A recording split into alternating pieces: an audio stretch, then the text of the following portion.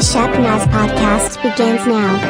Welcome to the Shepnaz Podcast. I'm Joe, and I'm your host today. And I'm here with Pastor Nick, and we're taking a look into one of the devotionals that goes along with the 21 Keys to Answered Prayer by Dave Earley, as we're about 5 days now into our prayer and fasting time. If you haven't already joined in, you're more than welcome to join in even late. We're using the book 21 Keys to Answered Prayer. You can get that online from Amazon. Also, it's available as a Kindle book if you're trying to get in at the last second here. So welcome in, Pastor Nick. Yep. Thanks, Joe.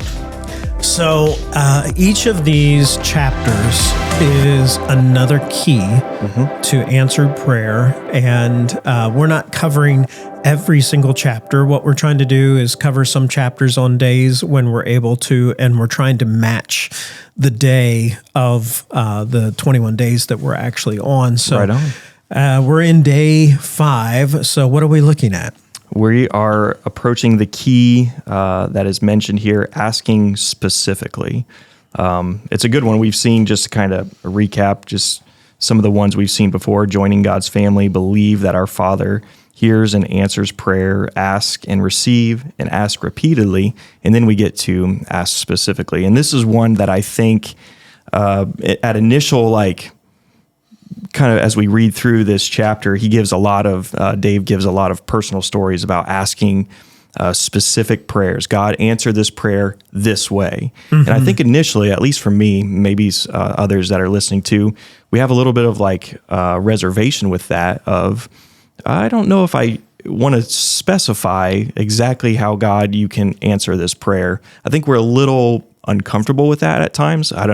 Do you feel the same way, Joe? Well, I think what happens is that, we're taught different facets of prayer. And even when we look at the prayer from Jesus, either the model prayer, what we call the Lord's Prayer, or when we see him praying in the Garden of Gethsemane, we always see him deferring to the Father's will. And so we see him saying, not my will, but yours be done.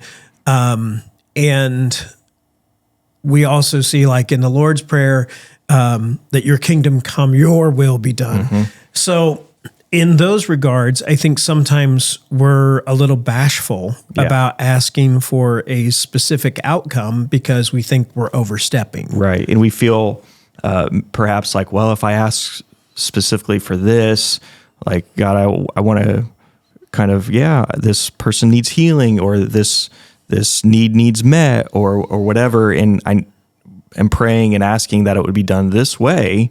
We're kind of but if your will be done, if that be your will, so be it. And if not, and I think that's maybe what causes us a little bit of reservation with that, because like you said, we feel like, well, God, we don't want to tell you what your will is, right? And that's all agreeable, right? Of course we want the Lord's will to be done. But I think one thing I was thinking through with this thought was that sometimes we misunderstand, I think, the Lord's will, specifically being a specific thing, like your will be done, looking like next step, kind of linear. Versus, what if the Lord's will was like many different things? Your will be done, and it's only then within when we get outside of that, then we're in trouble. So I think we could pray within that kind of broad, God, your will. Well, who's to say it's a specific thing versus kind of a general thing, leaving it up to us to specify within that. One of the things that really helped me understand this, I was talking with a pastor friend years ago, and he helped me understand, we often think of the Lord's will as being like the next stepping stone. And if we were to miss that, then we're outside, or we're missing the Lord's will. And he used this illustration more like, what if it's more like a backyard that's fenced in? There's a lot of different options, like, hey, go play on the slide, or go play with this T-ball set, or whatever. Go out and play within the Lord's will, and you're free to do whatever operating in that. It's only when you go don't go beyond the gate. Don't go outside of the Lord's will. That's where trouble happens. And I think that's what came to my mind when I was reading through this of when we come to prayer, like what if the Lord's will is like that backyard and God's saying, what do you want for this prayer? I was thinking, we just passed the Christmas season.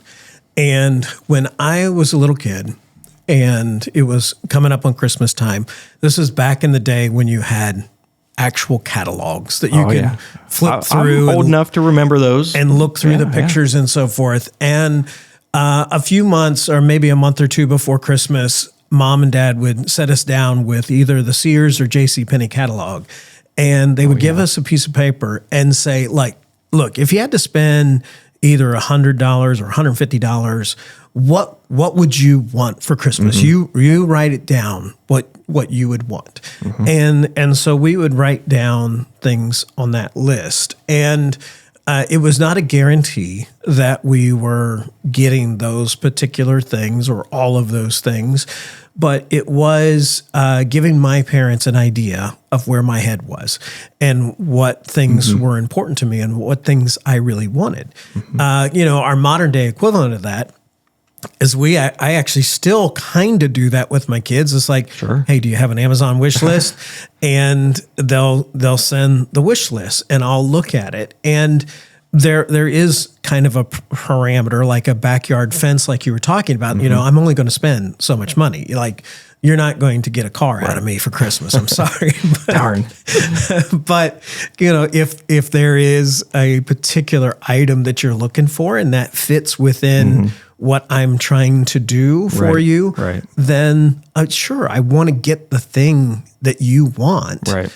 But it still ultimately has to fit within kind of the budget parameters of what I have set up. Right. So I wonder if in some ways that's very much like what we're talking about here in prayer life. Mm-hmm.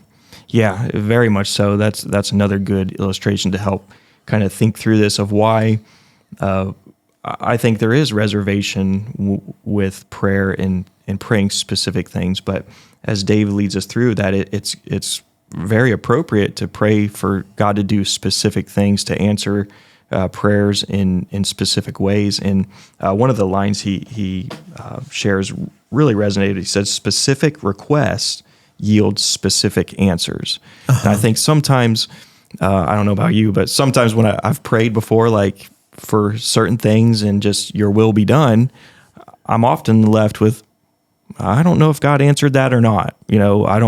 How would I know? Like, well, it must, and I'm left with, well, God, you must have answered it, but not really like seeing or you know what I'm saying? Yeah. Not having a specific result where he says specific requests yield specific answers to being able to say, well, I did pray for this and there it is. Well, and I think if we bring it to some real life examples, that's where it kind of sometimes is hard for us to deal with. Mm-hmm. Maybe we have a friend or family member that's going through a very specific health crisis right now, and we are praying for a specific outcome. We want them to get better. We want them to be healed. We want a certain outcome, and we don't always get that, and we may not understand why we don't get it. And I think sometimes as believers, at least this thought has crossed my mind, is that especially if it's somebody that's on the fringe, that's maybe not a mature Christian, and they're going through something like this, and they ask you, will you pray for me about this? That I find myself sometimes being guarded in my prayer because I don't want to set them up for a stumble, where it's like, if we're all in this and we're praying for this specific outcome and then it doesn't happen, are all of a sudden they going to turn against God because they didn't get what they asked for? Yeah. And That's very much part of it. I think that in some ways, to be specific with God is to be more transparent and more honest. Yeah. maybe more so with ourselves because God knows it anyway. But verbalizing and communicating that, does illuminate like, well, this is God really what I'm praying for. Right. I might as well. You might as well say it. You know, but that's not to say that we're not operating in the, like we said, like, God, your will be done, of course, to everything be your glory. But I think it's still very much appropriate to specify. Just one example came to my mind, just happened a couple days ago, actually. I won't mention names or too many details. I'm not, because I didn't get approval ahead of time for this, but someone came and asked, and they had this situation with people close to them that there was a financial situation happening where part of their income, and I say part, it was about 90% of their income, fixed income, was going away. They just got notice after this new year, and I was praying with this person that God, whatever happens, we want just praying that you take care of them. But God, we want to pray that this was just an error, that this was just a mistake in the office someplace, that this was not supposed to be. And God, we're praying, believing that's how you would answer that prayer.